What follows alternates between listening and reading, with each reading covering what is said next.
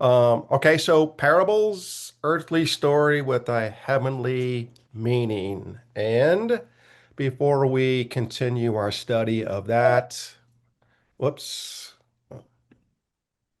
here we go. So, what would be a Thursday without our archaeological discovery? Rare first temple era seal impression found in Jerusalem. And our good brother Collins sent this to me yesterday. He actually beat me to the punch. So kudos to Collins. This was announced within the last 2 weeks, I think with the last 10 days. And it's an incredible discovery that piggybacks on other type of what's called a bulla. Um, so a bulla is, think of a bulla. Remember, you see those old medieval movies, and they got the envelope or the parchment, and they roll it up or they fold it up, and they drip the wax, the candle wax on it, and then they took like a little ring. They'll use like a king or a scribe or a royal servant or an administrator would take their ring or a type of little uh, like a little piece of metal that had a certain symbol on it, an insignia, and stamp it to say this is coming from a certain person, a certain royal office, and you cannot open it until it gets to the person who should receive it. That's what a bulla is. So you see a lot of that in ancient scripture, um, and that's where the papal bull comes from. And I'm sure you guys have heard of several infamous and famous papal bulls throughout the history. A little bull trivia is there's probably the most famous bull for our considerations was a bull put out by um who was it? It was here my notes someplace. Yeah, Pope Boniface the eighth. Pope Boniface the eighth in 1302 issued a papal bull included with the bulla. So the popes would wear back in the medieval era, especially they wear gold rings, and their gold ring had their official royal papal seal. And he would stamp the wax bulla with his insignia. And in 1302, Pope Boniface issued what's called the Unum Sanctum Bull, which means in Latin, the one holy church. And it means that the church had ultimate authority, not only over theological or church matters, but over secular, over kings, and over countries. So that's where we see the Roman church start to exude its political influence and power. And of course, that comes to a head in the late 16th century with King Henry VIII. And we all know the rest of the story, as they say. Um, yeah, so that's kind of an infamous bull that was giving the church incredible power. But let's get back to the bulla that's discussed here. So, what was found was this little piece. You see that on your screen. That's a little clay piece that's been hardened and thank goodness has been preserved. Now, this has been one of many other bullas that have been discovered in the area of the Temple Mount or for Jerusalem at large. And what it signifies is that what we had going on as far as a structured society in Jerusalem, and this was discovered about, we dated, or they have dated it, about the time of King Josiah. And if you recall from the Old Testament, King Josiah was the king when the Babylonians come in to conquer Jerusalem and they'll destroy the first temple. So we're talking about 600-ish BC, give or take 20 years, 50 years on either side for dating of this bulla. Um, we found other, or there have found other types of bullas around this time period in the same area. But what this augments, or what this really reinforces, is that there must have been, and there was, just as scripture tells us, a highly organized, a highly structured royal type of house, royal type of administration going on in Jerusalem.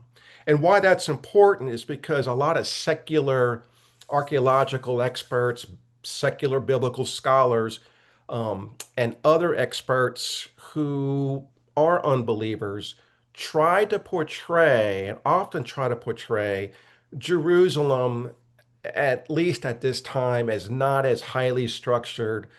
King David's house was not this powerful type of a royal power that we see described in the Bible. It was more of a nomadic type of a backwards type of society. Um, the more we find royal bulls like this, bulla, and the more we find evidence of highly structured royal houses, then we see more and more a validation of the highly structured power systems that we see in the different kingships in the Old Testament. So this particular bulla was an actual servant's son's bulla. So we have a hierarchy here that actually has bullas for even servants' sons, royal servants of the king. So we have a highly structured, highly organized type of theocracy going on in Israel, just like we see in Chronicles and Kings in the Old Testament. If you want to read more about this, this comes from what's called JNS. It's the Jewish News Syndicate. Um, it's a really good source of day-to-day interactions of what's going on with Israel. Yeah, of course, it's going to be slanted. It's called the Jewish News Syndicate. But nonetheless, this discovery is coming out in this publication, Biblical Archaeological Review. I'm not sure if you can see that in my screen. Um, I highly recommend getting that. It's online, by the way, and I think it's 18, 19 bucks every 6 months. So highly recommend getting that. Okay, so that was an exciting discovery. So thank you, Collins. Oh, by the way, another background on what's going on in the archaeological world in Jerusalem. Um, Ju Jewish archaeological experts are getting more and more access in the last year or so from Muslim authorities. Well, Scott, what do you mean by that? Well, this was found, this particular bulla that you see on your screen was discovered near the Temple Mount. The problem with the Temple Mount is that it is administrated by Islamic control. Um, they have precluded and they had not allowed Jewish and or Christian archaeological experts to come in and do excavations. They kind of laxed it a little bit in the last year or two, but now they're starting to clamp down again because of the obvious political tension going on. But when I usually talk about these type of discoveries in the Temple Mount, um, I get a lot of questions. People don't realize that the Muslims control the Dome of the Rock and they have a mosque actually in the footprint or the ruins of where the two temples were built. So there are a lot of discoveries that are yet to be found that the Islamic powers that be, who control it, administer it, won't let us go in and excavate. So that's a little background history of why discoveries like this are so important. So I'm sure you know the backstory. Gabriel, yes, the same Gabriel that we see in the Old Testament who presented himself to Mary, that Gabriel went and presented himself to Muhammad, and Muhammad was directed and actually followed Gabriel from Mecca to Jerusalem, where Muhammad ascended, right, from the Temple Mount into heaven. Does that sound like a familiar story to you? Now, the Sunnis and the Shia, right? So Sunnis and Shias like Catholics and Protestants in Islam, the the Shia will not give us a date or a year of when that happened. Okay. Sunnis believe it happened about 621, 622 BC. So that's why that particular area is so sacred to Muslims. And the Jews actually allow them to still administer it, even though in 1967, the Six-Day War, Israel conquered East Jerusalem yet again, right, from the Muslims, Arabs, and gained control of all of Jerusalem. And under pressure from different powers, they had to split it up, and the Muslims contained administrative control of Temple Mount and the mosque on the area of the old temple.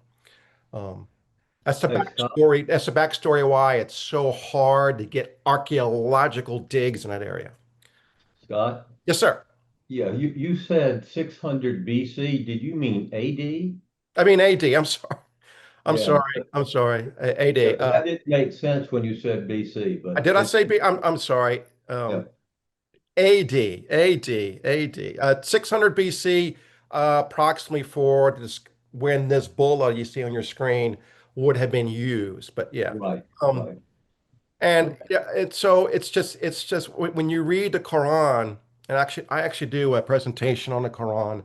Um, there is no specific date on or historical narrative journey.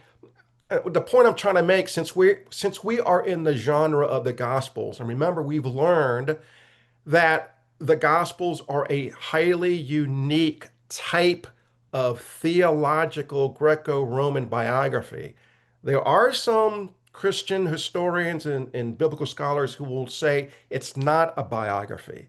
And what they mean by that is that it's not a Western biography that we Westerners think of, that we've grown up in our schools reading, George Washington and Abraham Lincoln. It's not that type of biography, but a Greco-Roman biography at that time period was completely different type, right, of biography that we are used to today, especially in the Western world. And add a theological significance to that, to a man named Jesus Christ, who happened to be God, that makes it highly, highly a unique source.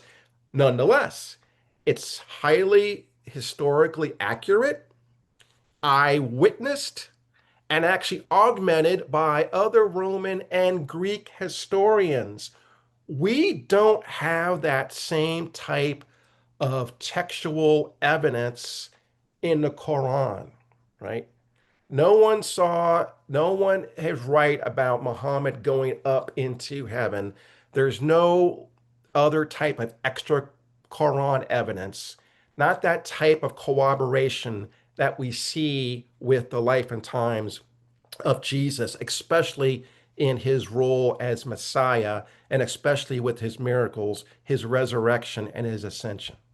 So that is a huge, huge continental divide between the story of Muhammad getting ascended versus the Greco-Roman biographical narrative that we see with Jesus. And that's a debate that we get into a lot with Islamic scholars and Christian scholars. It's just we have a test. Christianity, especially the life and times and ministry of Jesus, has a testable historical eyewitness component to it. And that is a unique, highly unique feature of Christian theological history. Okay. So let's get into the parables. We left with this screen chart you see there. I went ahead, or my professor did, went ahead and he segmented, categorized the actual parables we see there. So we talked about there's about 45, maybe 47, 43. It depends how you define it. and we talked a little bit about that last week. Most are by Luke. Two-thirds are going to be triadic, and we left with this last week. One-third are dyadic, and few are monadic. And I know that's just a fancy way of saying that most of the parables include three characters, and the rest are going to be two characters or one character. Um, there is a debate about whether or not the Gospel of John has two parables or no parables. I just segment that out there to let you guys know that there's some debate on that.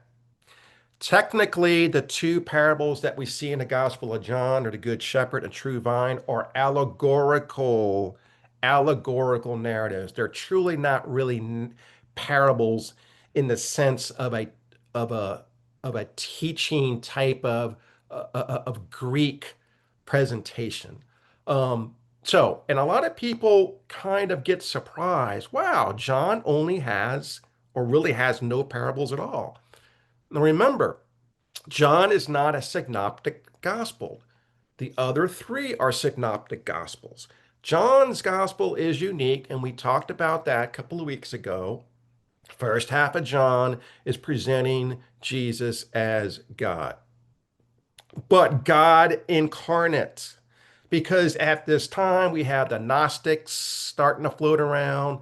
Gnosticism denied the fleshy bodily component to Jesus. And as we Christians know, no, that is a very important component to our faith. So if you ever read the Da Vinci Code or see that movie, The Da Vinci Code, you see the Gnosticism effect starting to come in. So John's trying to debate against that. John is trying to stop that infection coming into Christianity. Know that Jesus was bodily resurrected.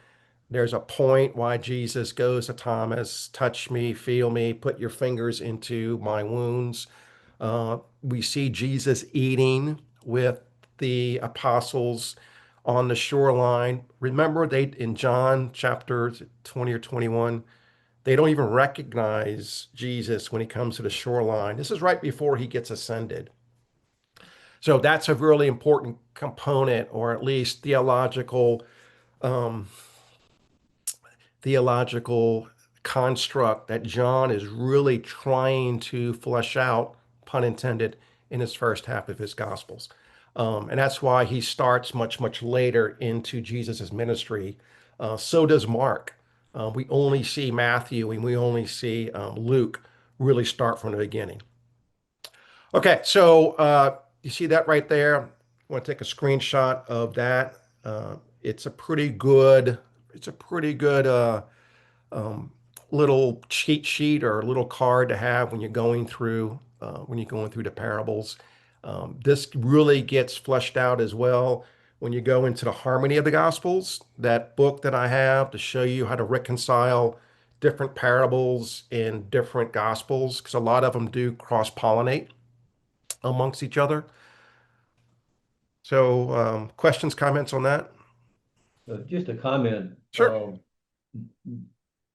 I know what you're saying, and I'm not saying you're saying one way or the other. It's that they're saying that the two parables in John is the good shepherd and the vine. Neither one of those are stories. Right. They they are they're not the same as the stories of the parable. And That's so right. but to me, they're very, very different. To call them a parable, I think is stretching it, but that's just my opinion. No, that's why I have on the screen two in John question mark. So yeah, no, that's exactly right. They're not a story. It's more of an allegory, more of an analogy, right? Exactly. Yeah. Right. Um, but so here, and Dave, you raise a good point. But allegorical components are used in a parable as well, right? So, um, Yeah. oh, so the whole thing about trying to the first thing you should do when you read the parable, study the parable, is identify one, two, or three characters, right? And the most are going to be characters, not things, not inanimate objects. And parables such as the prodigal son, how many characters do we have there that are really kind of at least we should focus in on? Obviously, the father, obviously, the prodigal son. And a lot of people, we talked a little bit about this last week, a lot of people kind of dismiss or really don't focus in on the older brother, right? And I've heard a lot of sermons, Bible studies that kind of try to get him out of the screen or out of the story, out of the narrative. But he is just as important, if not more important, to Jesus's point at that time with his audience. Remember, guys, another important thing to recognize or at least to search for is the audience. And I keep harping on this throughout this whole series. You need to figure out, and for the most part, the gospel writers will tell us or at least identify the audience that Jesus is talking directly to. And just as important, who is in the background. And you see Matthew do that often. Um, Actually, Jesus looked at X, but Y was in the background. Or Jesus was within earshot of X, Y, and Z, but he's talking to A, B, and C. Pick up on those nuances because it becomes very, very important to the way the parable is structured or the direct meaning of the parable that Jesus is trying to convey, maybe in a kind of a cloaked manner versus direct manner. Now remember when you read through um, Matthew 13, especially 10, we're going to see Jesus telling his apostles, hey, you guys, you're special. You're going to be knowing the meaning of this. And Jesus explains the meaning to the apostles in the parable of the seeds and the sower. Um, so that's kind of the first hint that you get. So let's get back to this because I think the important thing to do is go back and when you study the parables, you really need to focus in on what Jesus is saying about his teaching of the parables. And you see that in Mark chapter 4, 34a, 34b, and Matthew 13:10. And Jesus kind of sets up the whole structure and how he's going to teach and who's going to listen and who's going to understand, right? And we talked about this a little bit last week. In order to really understand the parables and the way they're taught, right, and the way they're conveyed, especially back in ancient Near Eastern society where Jesus lived, and that's why it's a little harder for us sitting here today, 21st century Western culture. Sometimes it really is difficult to trudge through these parables and try to give a practical application for us. But remember, we need to know the cultural, the historical, sometimes even the grammatical devices used back then. And we're going to talk a little bit about that in the Good Samaritan. But nonetheless, so that's why it's a little hard. That's why they seem a little difficult for us. But more importantly, you need to go back to the Sermon of the Mount. And that's when blessed are the poor in spirit parlays into what Jesus is trying to teach the apostles about who is going to hear and understand his parables and who is going to not understand it and reject it. Who's going to have the closed ears and the closed eyes. And what that means is that we have to understand that we have a need for a savior, and they had a need back then for a Messiah, which we all need. And that is kind of what they do in the Marine Corps. My daughter being a Marine, I saw it happen to her. They tear you down and they build you back up. Tear you back down and build you back up into the new kingdom, right? Of course, the Marines don't call it the new kingdom. Uh, and that's what to me means poor in spirit. We got to realize we're, as Isaiah says, we're dirty rags. We are sinners. Um, if you go and look at John Calvin, we're all depraved. That's a debate, but yeah, we're all sinners. We can't save ourselves, right? As much as we try, we are not going to do it. We need for a savior. We need to get poor in spirit. We need to open up our hearts from a heart of stone to a new heart, and that's the whole point of the parables. And that's what Jesus is trying to do. And I need, so again, this is like my new tagline when I teach this, but it's so important to understand the expectations of the kingdoms that were in opposing diametrical contest at the time of Jesus' ministry. And we see that with Jesus and his debates and his excoriations of the parables and sometimes the Sadducees and the scribes. What Jesus referred to as the mystery of the kingdom was not a shift. It wasn't a shift from Israel to the church, but the surprising fact that the kingdom of God had arrived without applying the irresistible power many had expected. That's the Old Testament expectation of the kingdom. That is not the type of kingdom that Jesus, as Messiah, is trying to introduce during his ministry. And that's why it was so hard, especially for the Thessalonians, to under to try to grasp Jesus's ascension and leaving and this whole second coming aspect. For another Bible story, another teaching is Paul talking about that problem, especially in Thessalonians. He writes about that. Okay, so let's go on to the next screen. The kingdom, the parables of Matthew 13, Mark 4. So we kind of talked about this. Um, there is a great several chapters on this by Dr. Walt Russell in that book I showed you guys last week. Um, I don't have it up, but it's well, Dr. Walt Russell, A World on Fire, about how reading scripture, studying scripture, gets you burned in a good way. So this is a great 3 or 4 chapter survey he has on this. The little chart there, we've seen this, guys. We talked about this, the two forms of the kingdom. The kingdom is already here, but not yet consummated. Okay. That little chart there is a pretty good little cheat sheet when you're discussing or you're talking about this. But the parables of the kingdom. So remember, usually what Jesus would say when he's teaching or talking about his parables or talking in parables, um, usually Jesus would start by saying, this is what the kingdom will be like. And he says that more often than not.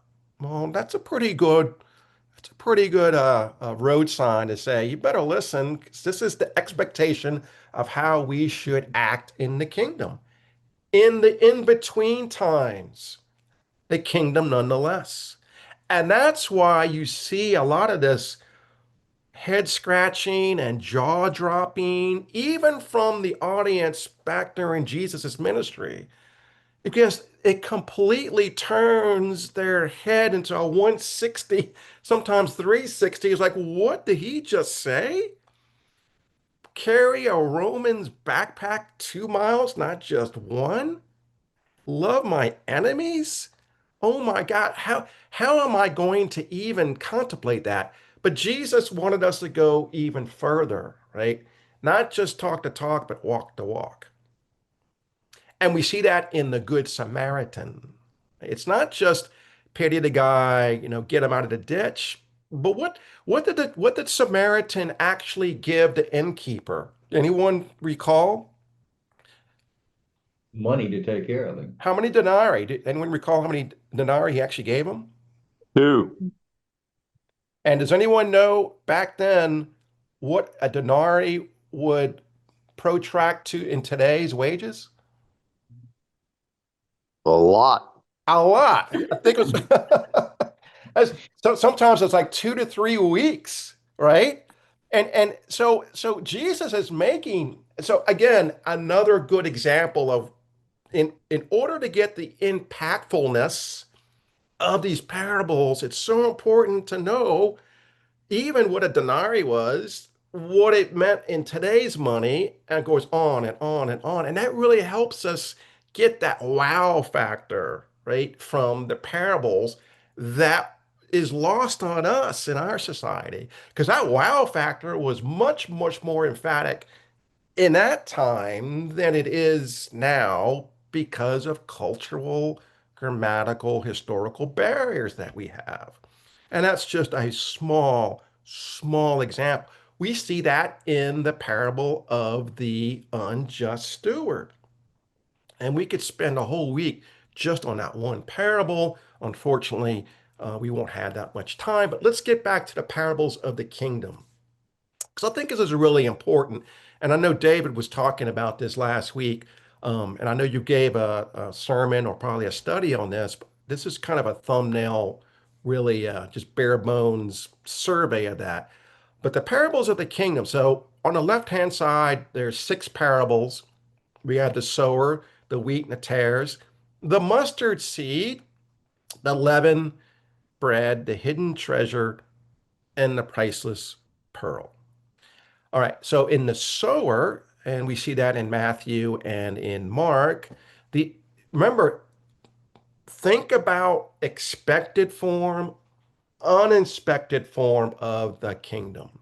In the expected form, i.e., a second temple Jew at that time in Jesus's ministry, and for that matter, even first temple Jews.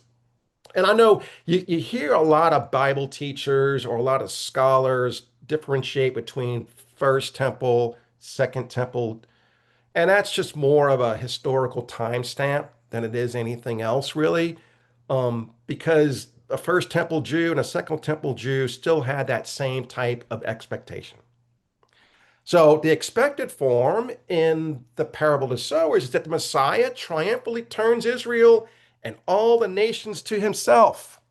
Hence, when we see Jesus entering Jerusalem on Passover week, he's riding in on a colt, right? And they're throwing down, right, palm leaves. And that is a historical reference to an uprising that the Jews had years before, and they were crushed. But nonetheless, they were trying to have a military revolt.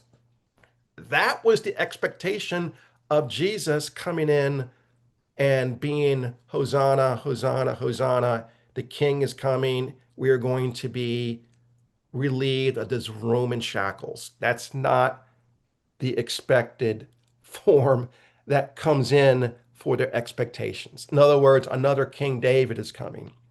And the reason that Jesus could not come in on a stallion or a horse, even if he wanted to, but he's fulfilling Old Testament prophecy, is because during that time period, especially in Jerusalem, the Romans would not allow a Jewish individual to ride a stallion unless they had special permission.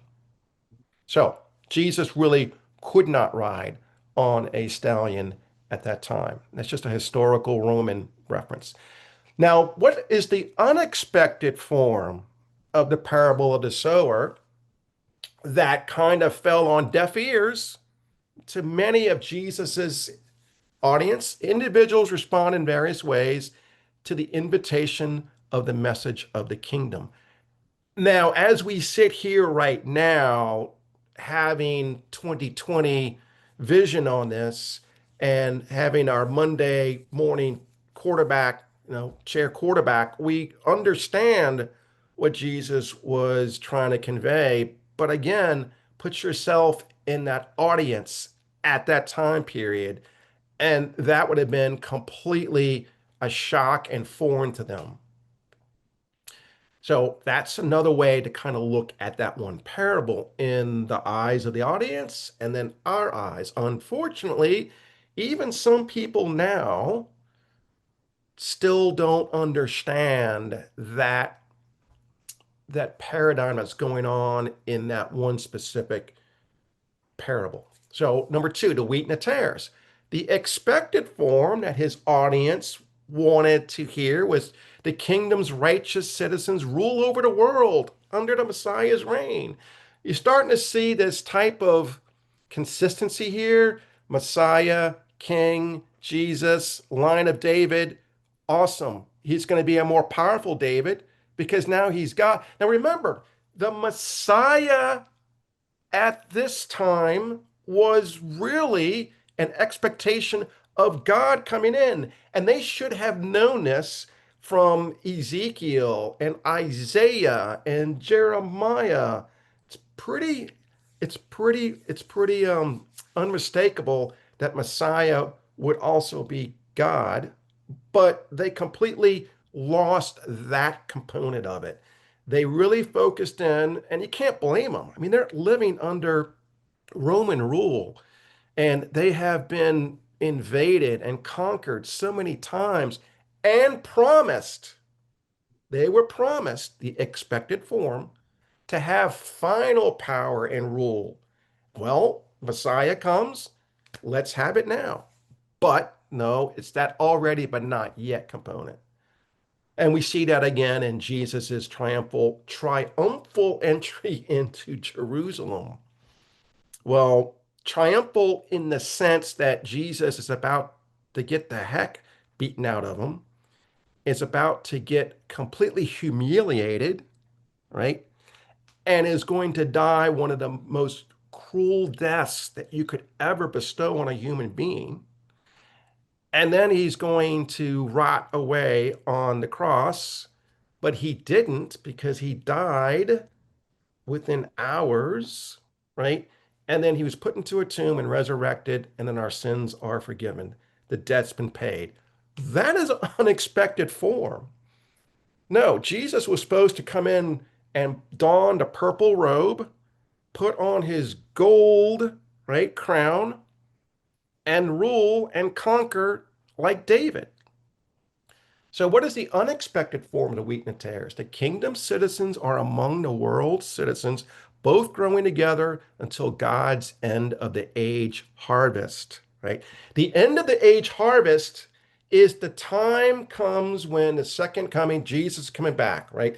We are now in that harvest age, and that's why we have to go out and evangelize the Great Commission. So, to have a Second Temple Jew at this time listening to this parable, the kingdom citizens are among the world citizens? Heck no, we are Abraham's sons.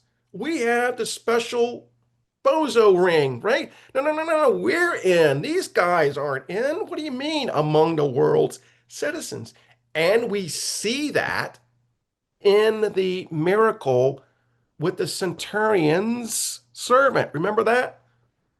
The centurion, who is a pagan Gentile Roman military officer, Jesus looks to the centurion and then looks to the crowd and says, this dude here has got more faith than all of you. And he's going to be sitting with whom? The Abraham. He's going to be sitting with the Jews patriarchs from the Old Testament, not you guys. You guys are going to be having teeth gnashing. I said, oh my God. So the more you kind of understand this expected, unexpected form going on, the more I think you can really sense that, yeah, they kind of wanted his head on a platter and they wanted him to get, tarred and feather and get the heck out of here and wait for the real Messiah to come. And that's what, it's Jesus's parables are all set up to say, hey guys, I'm not that. I'm something more important here. The paralytic, right? It's not a parable, it's a miracle, but they kind of intertwine with each other. The paralytic, what do you want me to do? You want me to forgive his sins or you want me to get him well again? Do you guys really understand that expected form, unexpected form, even in my miracles? Number three, the mustard seed, the expected form that his audience wanted to hear. The kingdom begins in universal, majestic glory. The unexpected form, the kingdom begins in insignificance, and the surpassing greatness of its growth comes as a surprise. Wow, wow, wow. Yeah, hey, so guys, you're going to be living in muck and mire during the harvest time. And yeah, your job's going to be thankless. You're going to be booted out of places. But nonetheless, it's going to come slowly and it's going to come with a surprise. I don't know about you guys. I mean, I have led, I've been blessed enough by God and by Jesus to help lead people to be saved. And it's a slow process. And there's a lot of three steps back and one step forward. Um, but that mustard seed is not going to come in this incredible, instantaneous, universal, majestic glory. It's going to come slow. It's going to be tedious. We're going to lose some people, right? But we're going to gain some people.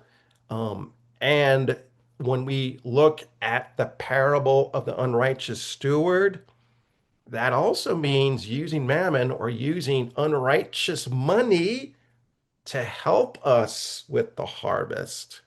And that's an important factor to really understand when we go through that parable. So, number four, the leavened bread, the universal righteousness of the kingdom is obvious to all from its beginning.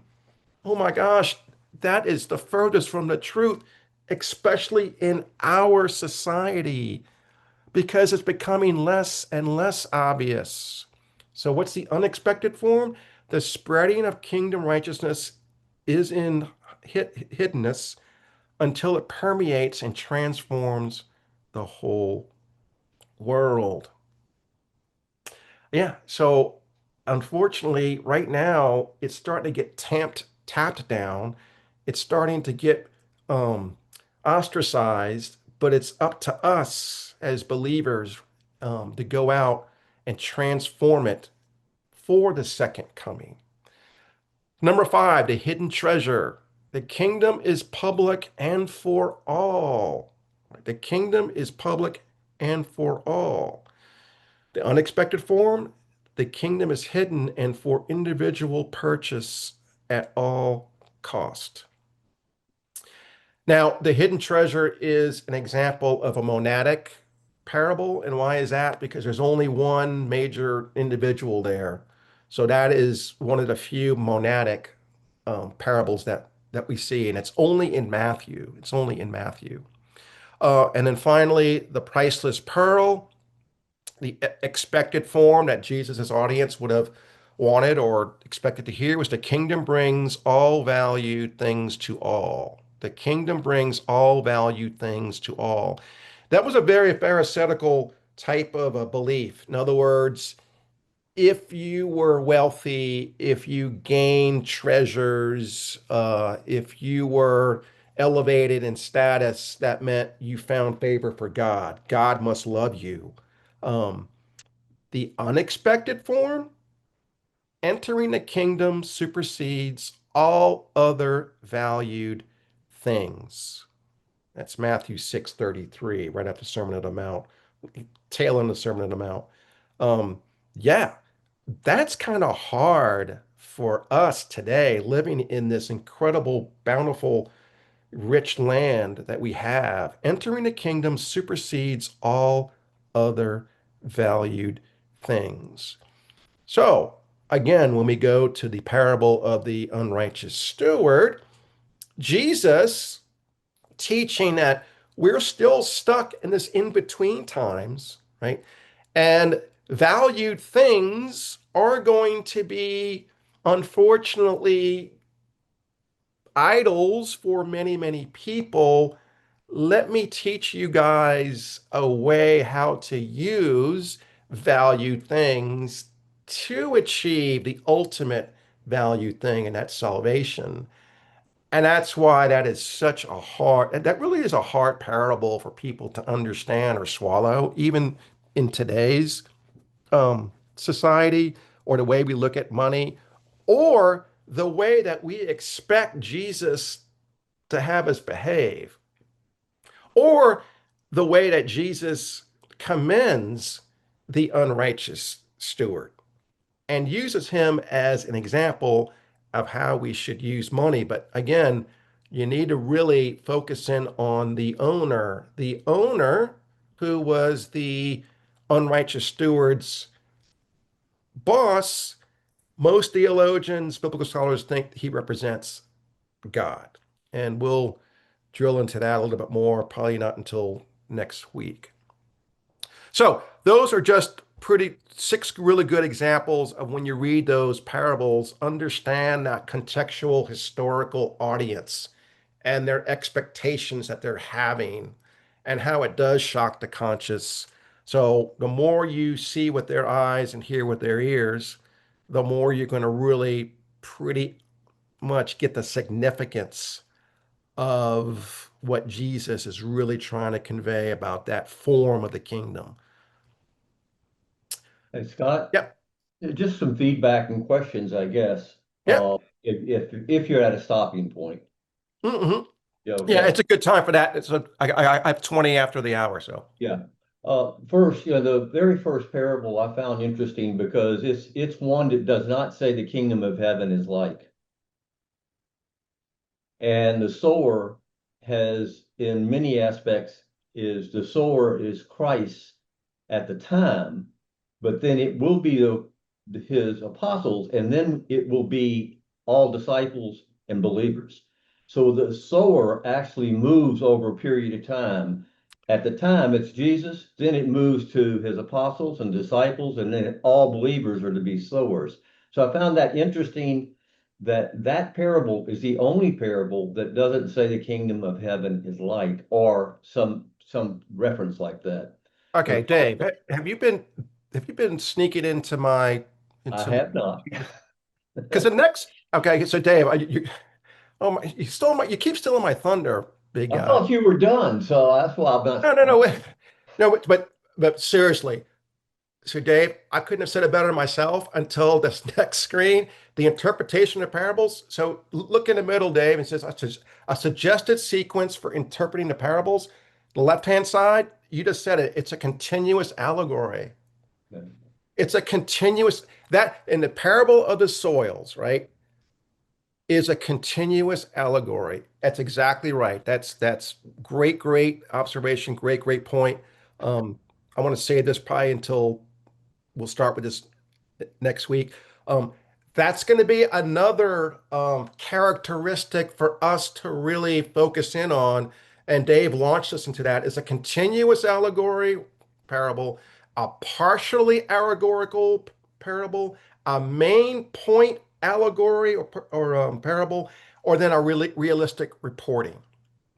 Um, but yeah, the continuous, the partiality, and the main point are going to also be important structures to command during our studies.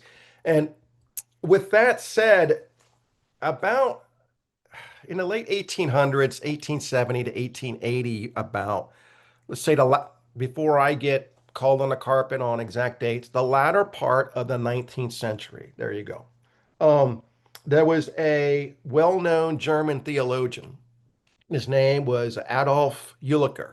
Adolf Ulicker, well-respected Christian theologian, and he started a school, or he led a academic movement in biblical interpretation, exegesis, hermeneutics, that mandated to read and study and interpret parables and reduce it to one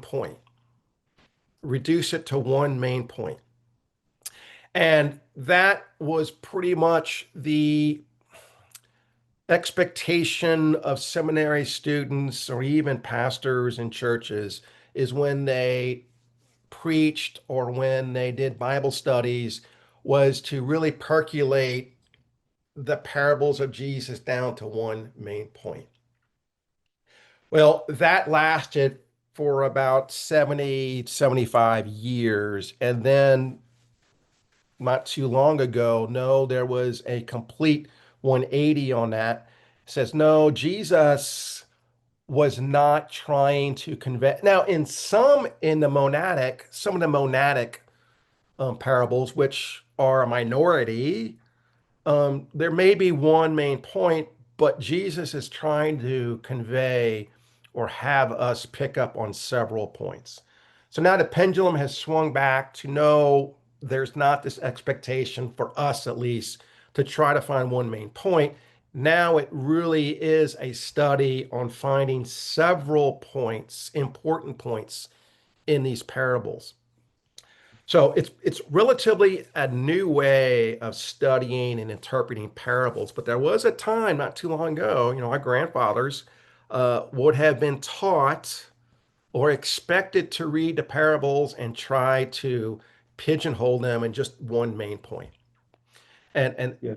that really gets rid a lot of the richness that Jesus is trying to convey. Yeah, one other thing, just I've got a couple other things just going quickly, but No, no, no. As yeah, a matter of fact, I'm pretty much I'll stop today and we'll do Q&A right now. but you mentioned that the Messiah was expected to be God, and a lot of our studies are showing that the leadership of Jerusalem never thought the Messiah would be God. They thought he would be a king like David or Solomon, but higher, but he would not be God. And so one of the problems they were having is Jesus was claiming to be God and the Messiah. And so they were at odds with that, and that was hard for them to understand. So, but you mentioned they were expecting God or not? They were expecting the Messiah to be God or not? I Oh could no, you? no, no, no. I'm sorry. I'm sorry. No, no, no. And that was matter of fact, I was trying to say, no, they completely lost that whole type of theological construct they should have known. And Jeremiah 31, Ezekiel 36, and go on and on and on. The Messiah will be God. Right. But of They, course, they they didn't missed it. understand a Trinity. Yeah. Right. So the Right. the the Um, triune aspect um kind of throws a monkey wrench, even to learned, even to scribes, Pharisees, Sadducees back then. With that, so God incarnate in flesh. Well, there was prophecy about that, and go back and read Jeremiah 31, Ezekiel 36, um, Isaiah 48 to 55. Now, so these learned scholars of all people should have known, but Dave, you're right. That was kind of like lost. right. Okay. I want to make Yeah, sure I yeah. No, understood no, what no. you said. Yeah, The other, no, it was completely lost. yeah, Um, yeah, and Jesus, he's trying. Did Jesus ever come out and say, "Hey guys, I'm God. Listen to me. yeah, yeah, I'm yeah, Yahweh." Come on. He probably would have been stoned right on the spot. They tried to stone him several times and he escaped. People, think about that. His Getting- own family wanted to commit him into an insane asylum, right? So, so, Well, so, another question is, you said that the hidden treasure is no, noetic, Monadic. mo, monadic, monadic. monadic. I see two people there. I see two things. It's a man and it's a treasure. Okay, And so remember, so focus I'm, on the character, not the inanimate object. Character. oh, it's a character, Yeah, not an yeah. object. Good Okay. differentiation, by the way. Yeah. Yeah. So usually when you Okay. get into the monadic, triadic, dyadic, it's living characters, not inanimate objects. Right. Okay. That Right. that helps. Right. Uh, the other thing I found interesting is the wheat and the tares. Mhm. The unexpected is at the end of the age, the second coming. What does that tell us where we are today? That we're growing right alongside Christians and right alongside of us are tares, but we're not given the instruction to remove the tares. We're to let them grow. Who removes the tares? God does, not us. And that's a hard concept to get, but this is very clear what you said. It's at the end of the ages in which the wheat and the tare is going to be determined. and not by us, but by God himself. The angels will come down and separate them. So That's the point there is that was a real message as we were studying this. We're not responsible. We're responsible for to give the gospel, give the news, but we're not responsible to remove the tares from our environment. They're going to grow right alongside of us, and that's an important thing we need to recognize. that's a great observation, great comment. That's exactly right. Um, and I wish we could go and do studies on every one of these parables, but this series that I'm doing right here is just to give you guys some tools on how to interpret and come to these conclusions that we're making, like Dave is telling us about. Um, but what I want to do, and I trust me, folks, I know I keep saying this like a broken record. Oh, today we're going to cover and finish. Um, best laid plans, right? But Yep. next week, I do want to spend 10, 15 minutes or so on Luke 16 on the unrighteous steward and really get into those cultural, historical, even grammatical components are going on there. Hopefully it's going to show you a completely new light of what Jesus is trying to really convey and teach in that unexpected parable to an audience that completely probably just had their jaw drop. So that's a Well, really interesting parable, by the way. Um, ju- just to let you know, we're over here laughing our heads off, and it's not at what you're saying. It's between Collins and Brother Johnny in their chat. So oh, they're chatting, and it is hilarious. So if you want to read a hilarious chat, you can go read their chat.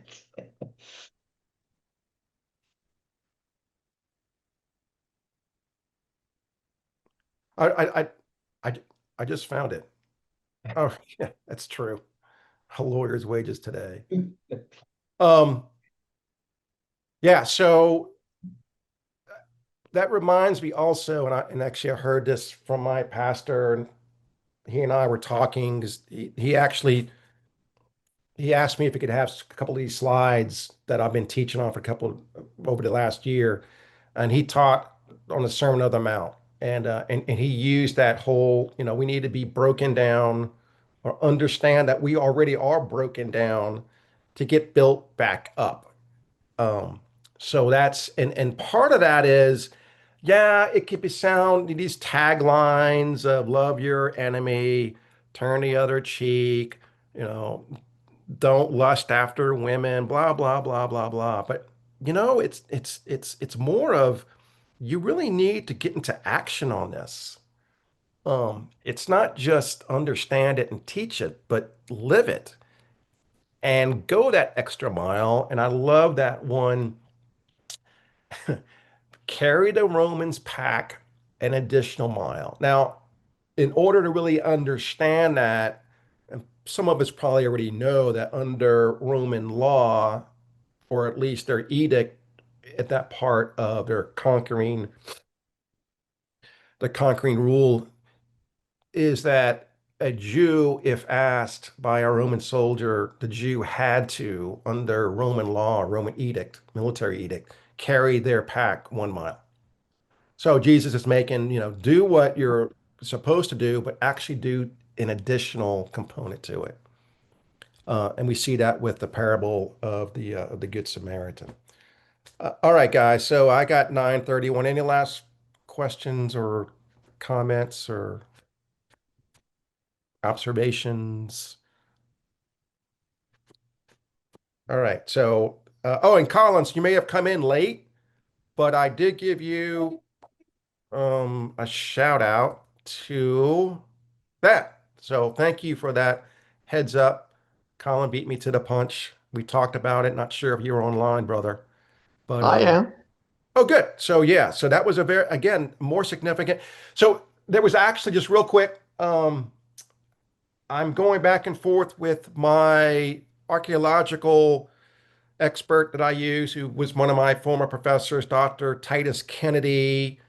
Um, and we were talking about this right here early this morning. Matter of fact, he is in Jerusalem right now. He says, "Yeah, Scott, I actually was talking to the expert, um, my colleague, a Jewish archaeological expert there. Matter of fact, he is in hot water right now because he pretty much crossed a line, literally and figuratively, of finding this in a Muslim controlled area of Temple Mount. Um, so there's a lot of problems going on with that right now in the background. And unfortunately, in the last couple of weeks, they're really starting to crack down on Christian and Jewish archaeological guys getting in there. So, and some of the argument is that the Ark of the Covenant is below Temple Mount, but we can't access to go find it with new technology we have right now. Ark of the Covenant, that's a whole nother, boy, that's a cottage industry in of itself trying to find that. But anyway, all right, guys, don't want to take up too much of your time. Tomorrow, next Thursday, we will pick up with the interpretation of the parables, and then we should get into Acts and epistles. So we'll get into Acts and epistles and kind of combine those two.